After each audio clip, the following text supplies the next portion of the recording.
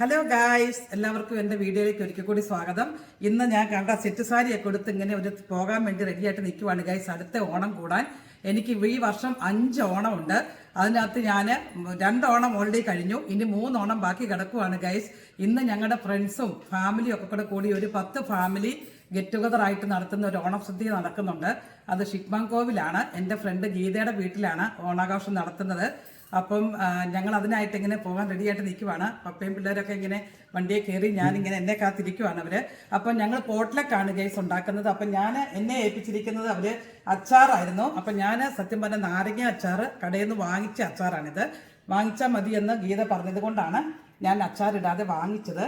പിന്നെ ഇതാണ് ഗൈസ് ഞാൻ ഉണ്ടാക്കിയിരിക്കുന്ന ഓലൻ, അതായത് കുമ്പളങ്ങയും പയറും കൂടി ഉണ്ടാക്കുന്ന ഓലനാണ്. അപ്പോൾ ഒരു 50 പേരുണ്ടാകും എന്ന് പറഞ്ഞ പ്രകാരം ഞാൻ അത് കണക്കാക്കിയിട്ട് ഒരു ഡബ്ബ നിറച്ചും എടുത്തിട്ടുണ്ട്. അപ്പം ഇത് തികയുമെന്ന് വിചാരിക്കുന്നു.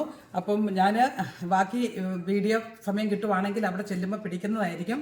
അപ്പം എല്ലാവർക്കും എൻ്റെ വക ഓണാശംസകൾ ഒരിക്കൽ കൂടി തരുവാണ്. വേറെ വീഡിയോ ആയിട്ട് വരുന്നത് വരെ ബൈ ബൈ, ടേക്ക് കെയർ.